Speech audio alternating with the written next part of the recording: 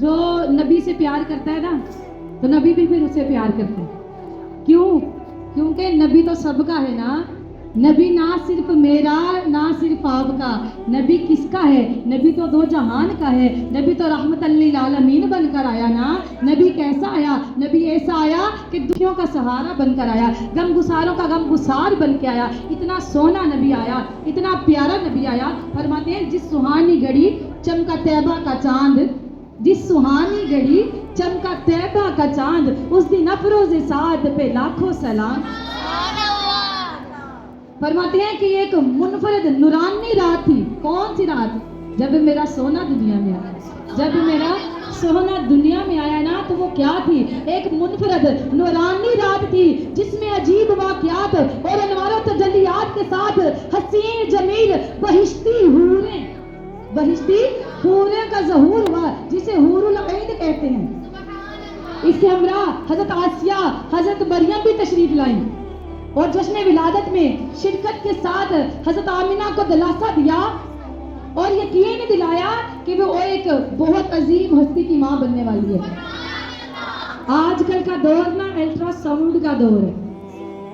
آج کل کا دور چوتھے مہینے میں سارا کچھ پتا چل جاتا ہے, بیٹا ہے بیٹی ہے کیا ہے, سارے معاملات کلیئر. اب جس کو پتا چل جاتا ہے نا بیٹا ہے, اس کی تو خوشی مانی نہیں ہوتی, اس کی خوشی مانی نہیں ہوتی. تو جس کو پتا چل جائے بیٹی ہے, ہائے ہائے ہوں تو خرچے ہی بڑے ہو جاتے ہیں. جبکہ اللہ نے تو بیٹی کو رحمت بنا کر بھیجا ہے نا. نبی نے فرمایا بیٹیوں کو برا نہ کہو, میں بھی بیٹیوں والا ہوں. بیٹیوں سے محبت کیا کرو, بیٹیوں سے پیار کیا کرو. کیوں اپنی طرف نسبت کر دی؟ اس لیے کیا کرو کہ میں بھی بیٹیوں والا ہوں. تو ہم کہتے ہیں بیٹیاں بوجھ بن گئی. بیٹیوں سے محبت کرو. جب اللہ بیٹی دیتا ہے نا, جب بیٹی آتی ہے وہ آتی نہیں, وہ یہ پیغام لے کر آتی ہے, ابا جی میں کلی نہیں آئی, میں پیغام لے کر آئی ہوں. جس نے مجھے بھیجا ہے نا وہ آپ سے بڑا خوش ہے, وہ آپ سے راضی ہے, اس لیے اس نے مجھے بھیجا ہے, اس لیے مجھے بھیجا ہے. تو میں قربان جاؤں, حضرت آمینہ فرماتی ہیں کہ انہوں نے مجھے یہ یقین دلایا کہ وہ عظیم ہستی کی ماں بننے والی ہیں. میں نے کھجور کی طرح لمبی خاتون کو دیکھا جیسے کہ قبیلہ عبد مناف کی عورتیں ہوتی ہیں. انہوں نے مجھے اپنے گھیرے میں لے لیا.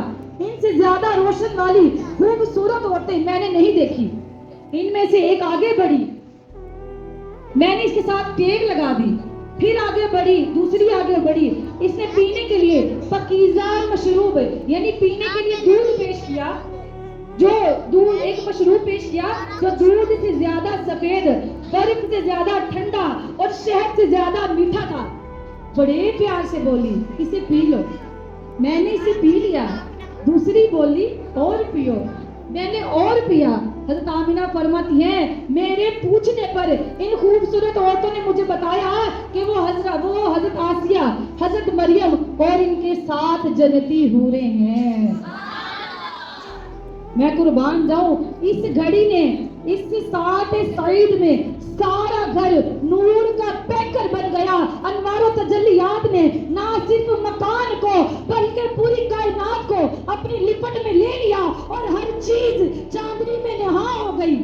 اور فرماتے ہیں کہ مجھ سے میری والدہ نے بیان کیا ہے کہ جب حضور کی ولادت کا موقع آیا نا, حضرت آمینہ کے پاس میں موجود تھی. میں نے دیکھا کہ میں نے جس چیز کو بھی دیکھا اسے نور میں پایا. میں نے دیکھا کہ ستارے قریب آ گئے ہیں.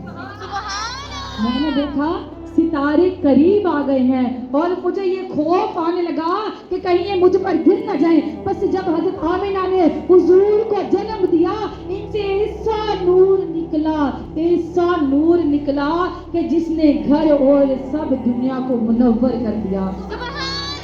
ہر طرف نور ہی نور, نور ہی نور, نور ہی نور ہو گیا.